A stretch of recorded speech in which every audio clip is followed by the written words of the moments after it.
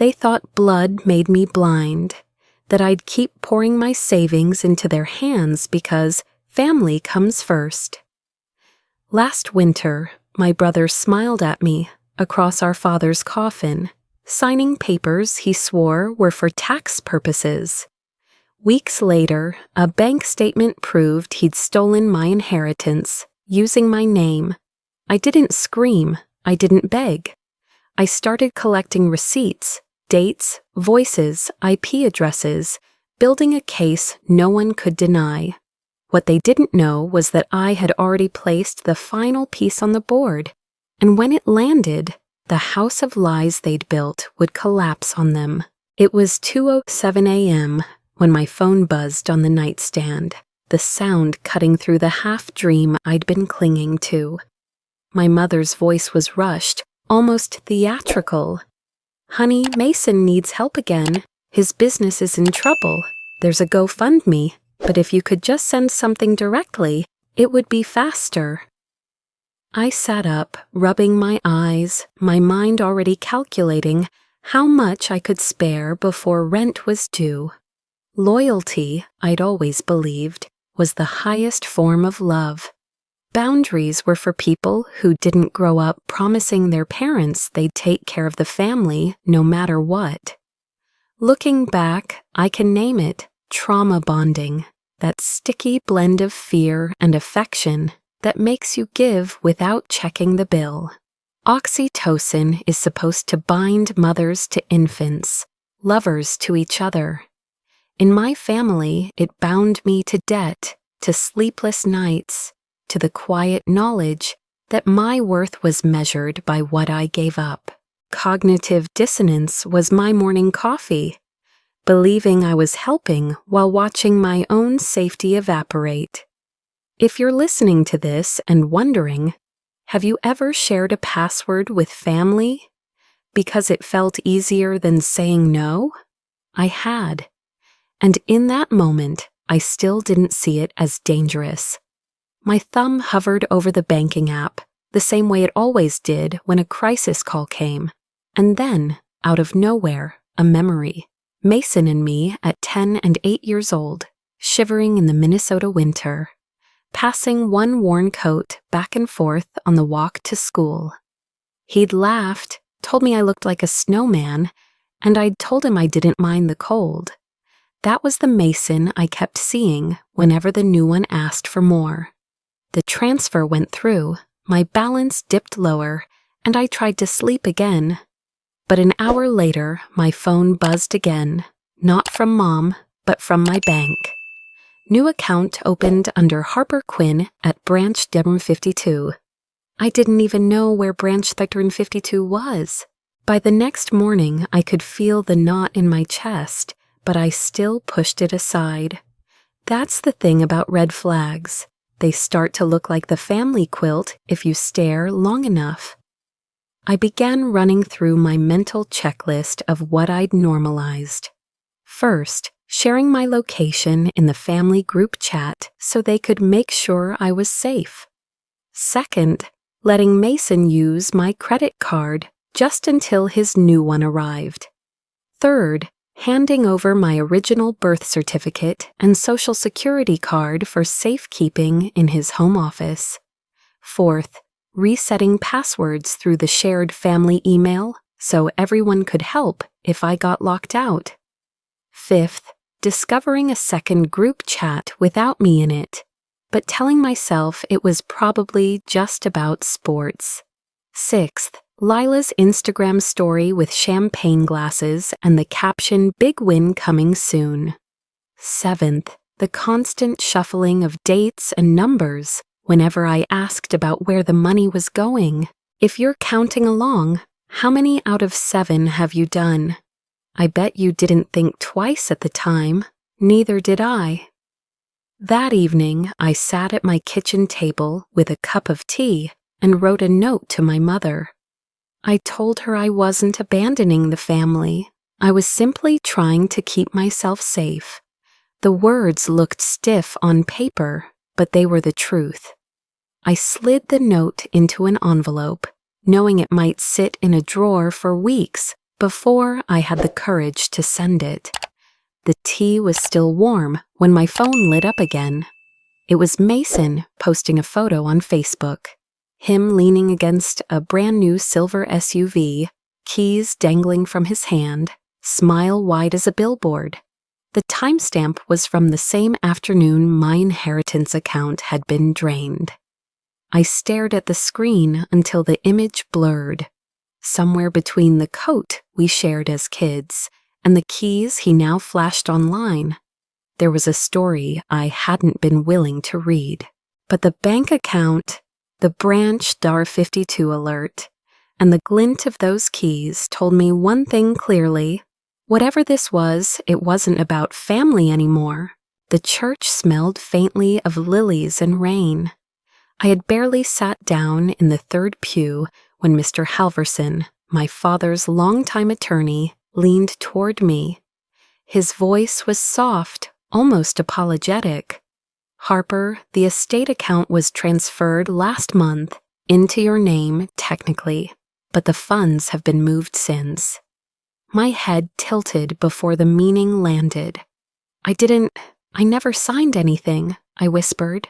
Shock hit first, cold and sharp, rushing from my chest to my fingertips. Anger followed in a wave, flushing my face, making the lilies smell bitter. Then came a strange, flat calm. Focus. If this was true, there would be proof. Proof could be tracked. After the service, Mr. Halverson handed me a manila envelope. Inside was a copy of a power of attorney form.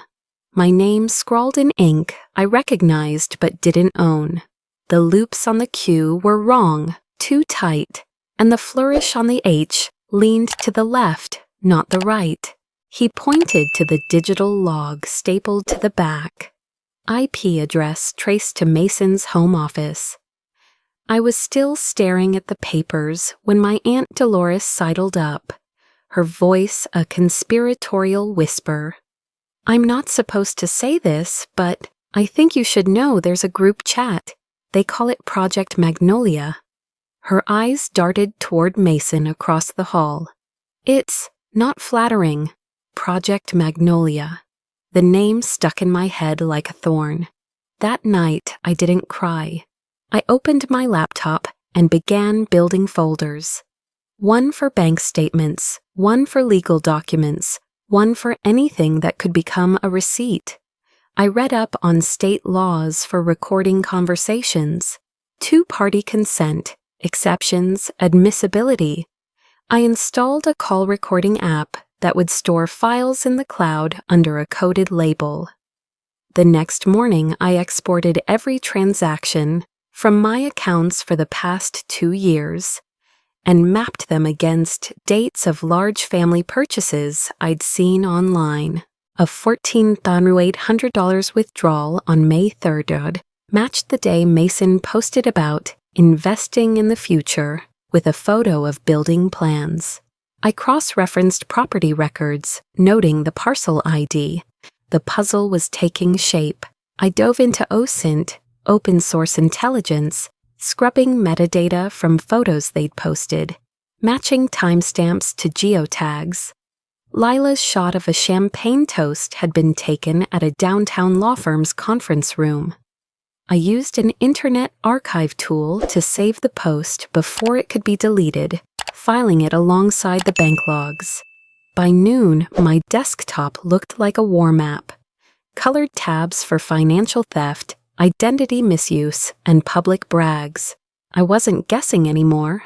I was documenting. That afternoon, I drove to the small white church again, not for a service, but for quiet. I sat on the front steps, the wood cool under my palms, and pulled out a letter my father had written years before. His handwriting slanted gently, a style I'd inherited. "Kindness is a gift," he'd written, "but don't let anyone make it a currency."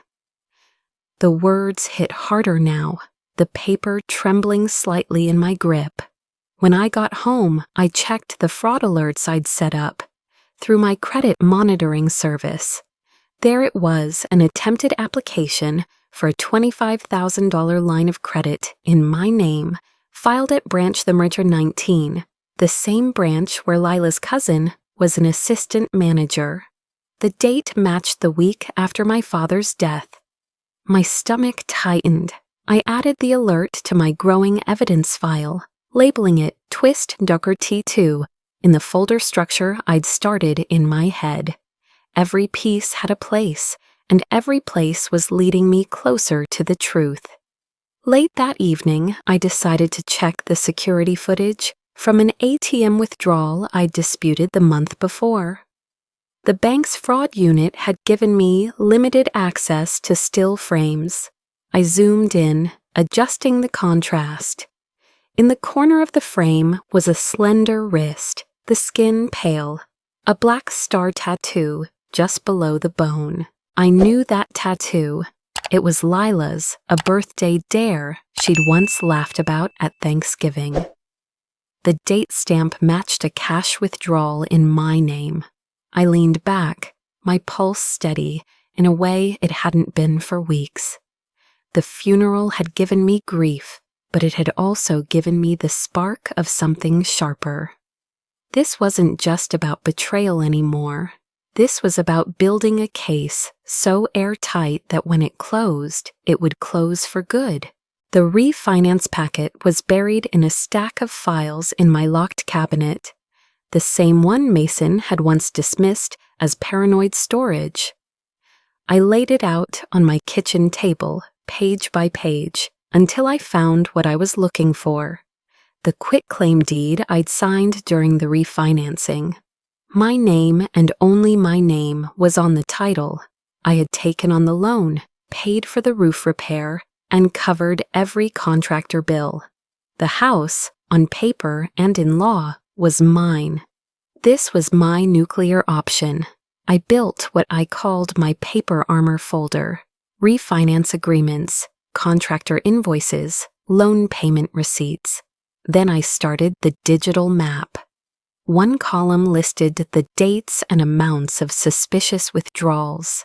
Another matched those dates to public posts.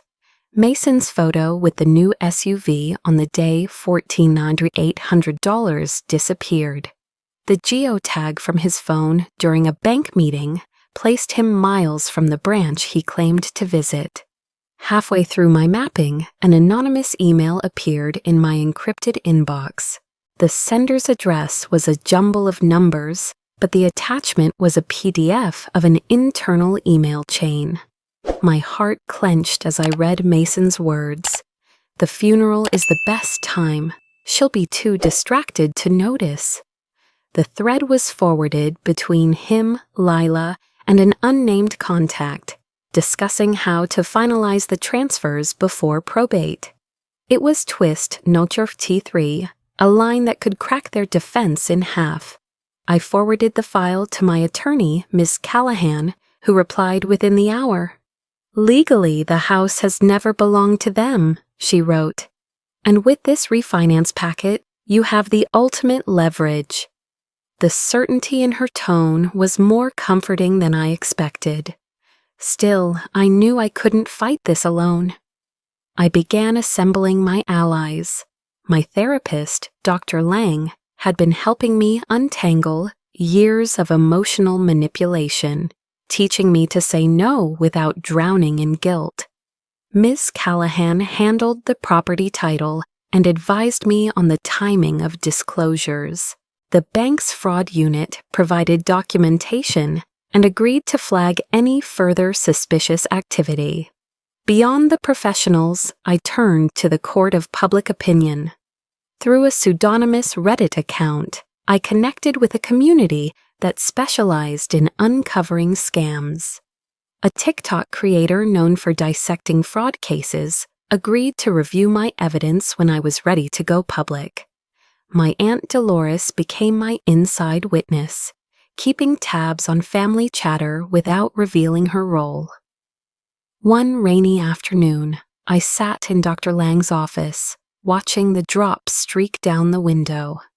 "You're allowed to protect yourself," she said, her voice gentle but firm. boundaries aren't punishment, they're self-respect. For the first time in weeks, I felt the sting of tears. It wasn't grief, it was the relief of hearing permission spoken out loud. That night, as I was archiving more of Mason's posts, a direct message appeared in one of my hidden accounts. It was from a former colleague of his. "I don't know if this helps," the message began, "but I thought you should see this." Attached was a zipped folder of emails. The subject line on one read, "Change the signature, change the outcome." Screenshots showed Mason discussing forging my name with Lila, debating which version of my signature looked more natural. This was twist Yadyakurmari 4, proof of intent. I secured the file in 3 separate encrypted drives and printed hard copies for Ms. Callahan.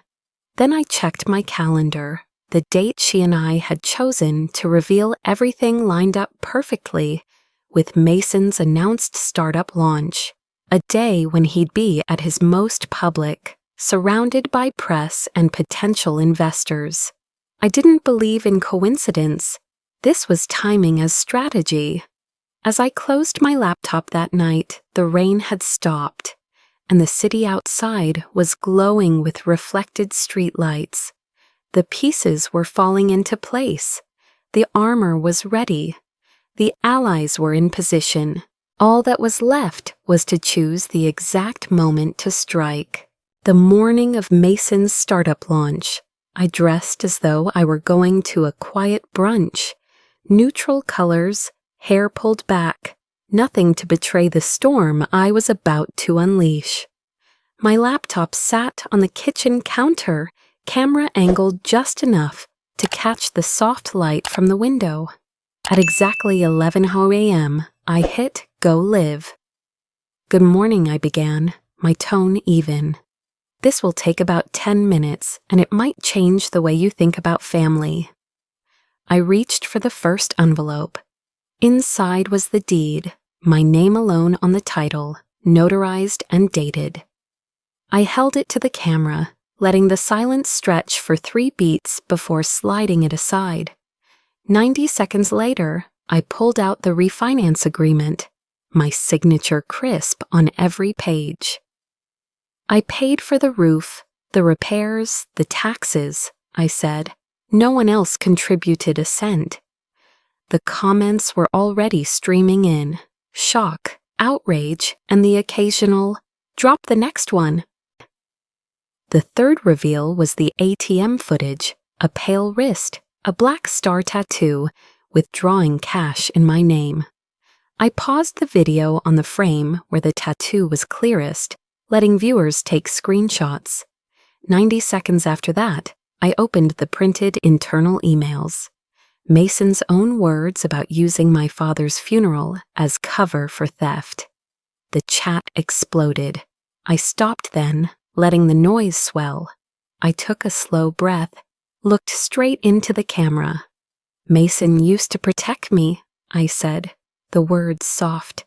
"When we were kids, he'd give me the last piece of bread, walk me home when it was snowing. I don't tell you this to excuse him. I tell you because betrayal only cuts this deep when it comes from someone you once trusted completely." Meanwhile, across town at Mason's launch event, Ms. Callahan, my attorney, arrived dressed as any guest might. She waited until his presentation hit the halfway mark before handing him 2 documents, a cease and desist order and a legal notice revoking his access to the property. The delivery was perfectly timed. I'd see the ripple effect online minutes later. This was twist T5, legal and public strikes in sync. By the time I revealed the final document, my livestream counter ticked past 1 million views. In the chat, someone tagged Mason's brand partners. Minutes later, a major sponsor posted, "We are reviewing our relationship in light of recent information." I ended the stream with a simple, "The rest is in the hands of the law." Predictably, the backlash from their side came fast. Mason posted a shaky video accusing me of fabricating evidence, claiming the deed had been misunderstood. Lila's statement was more dramatic: tears, claims of being bullied, vague threats of truth coming out soon. They activated distant cousins, friends of friends, anyone willing to call me cold-hearted. I didn't take the bait. Instead, I locked down my social media, switching all profiles to private. Ms. Callahan released a one-page fact sheet listing verified documents, dates, and case numbers.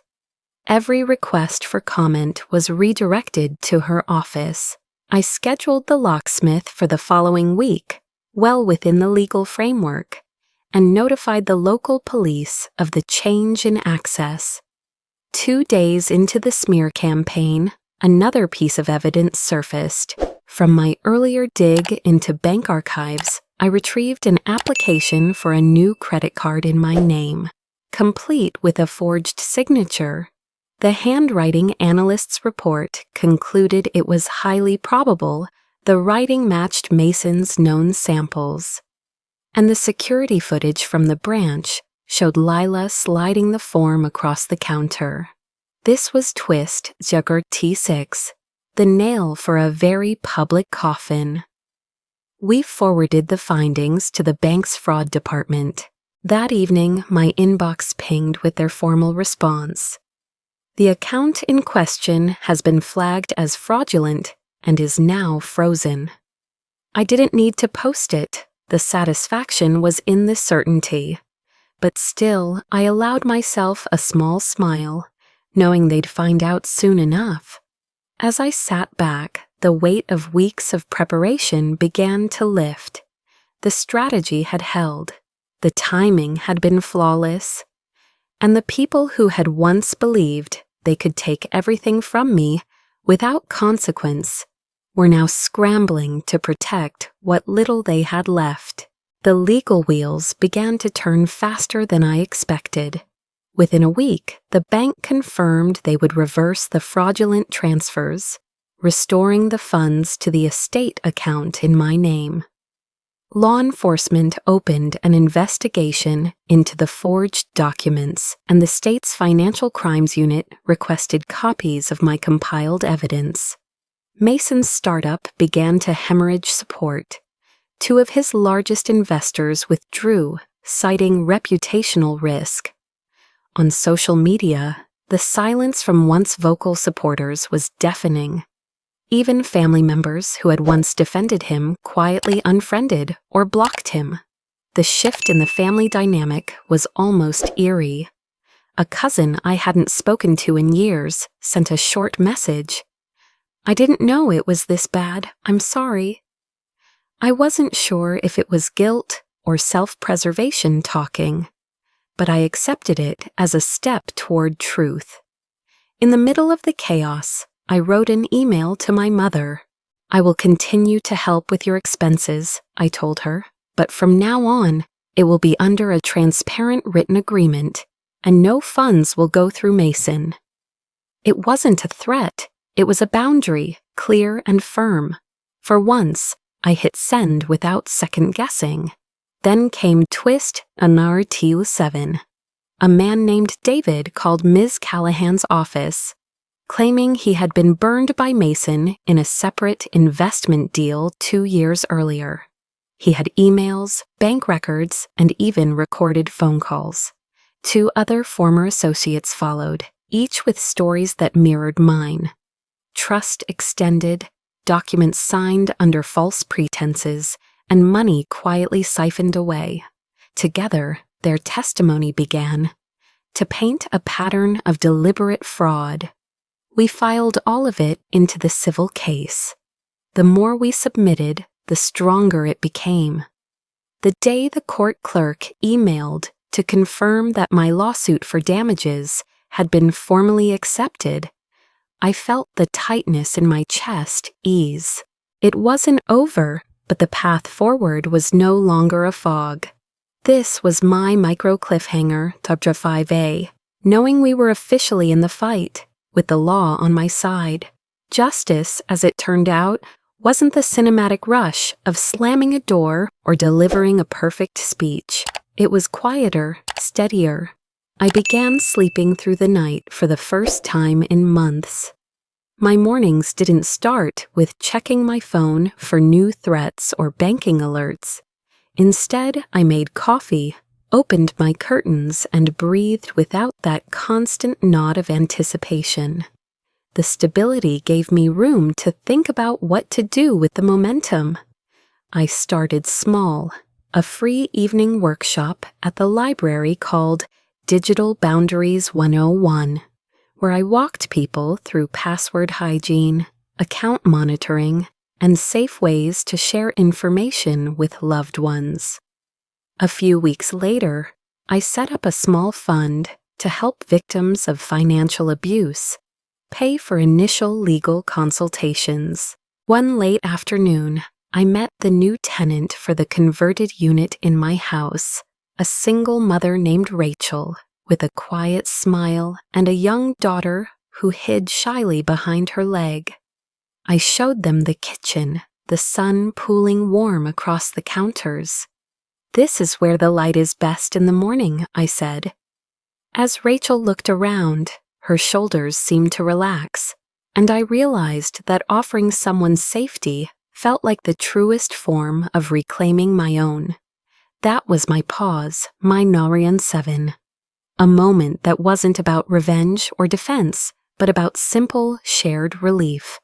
Not long after, an email popped into my inbox from an unfamiliar sender.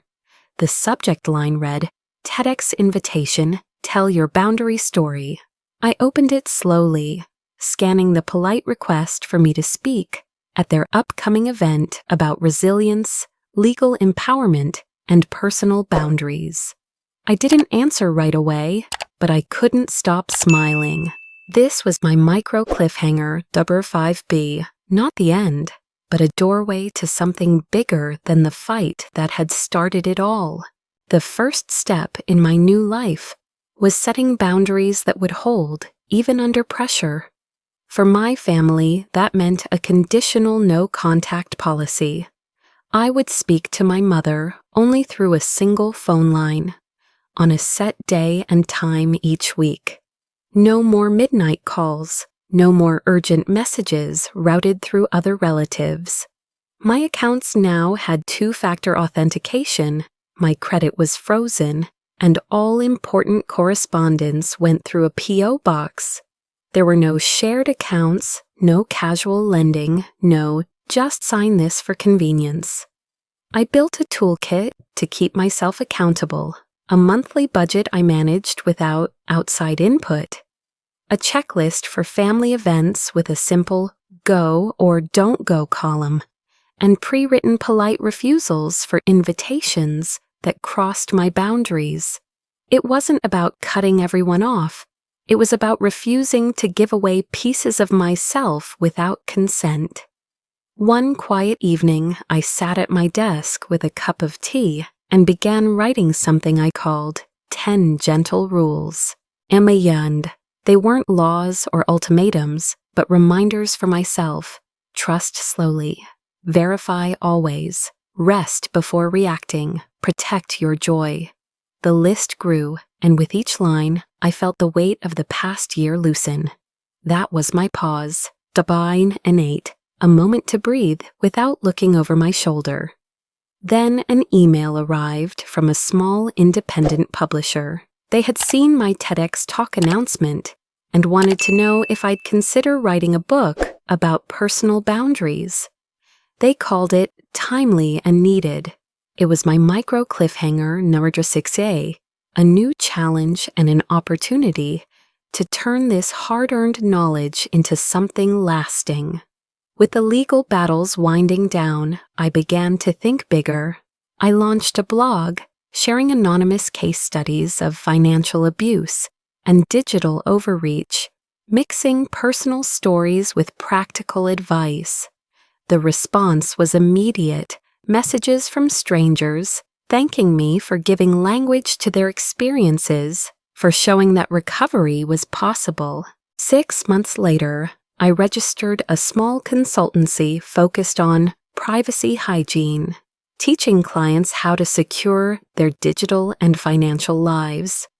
The work felt purposeful, a direct answer to the vulnerabilities that had once nearly undone me. My home, once a source of conflict, was now partly a source of hope. I kept the rental unit as affordable housing for people rebuilding after personal crises.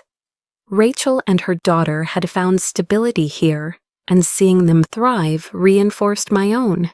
The emotional arc was no longer a series of spikes and crashes. It was a steady incline, a quiet climb toward peace. I woke without dread. I went to bed without replaying old conversations in my head. The sound of my own thoughts had become gentler. Then, without warning, a final twist landed. Not a sharp one, but a warm, unexpected note. In my inbox was a single-line message from Mason.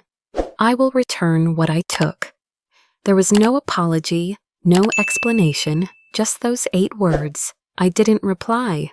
I didn't even open the door that message might have hinted at.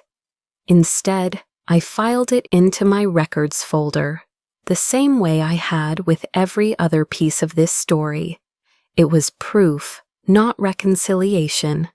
I stepped away from my desk, walked into the sunlit kitchen, and thought about how far I'd come. This wasn't about surviving anymore. It was about living on my own terms. You don't just survive, you thrive. If you need a boundary checklist, leave the word boundary. I'll share the one that changed everything for me.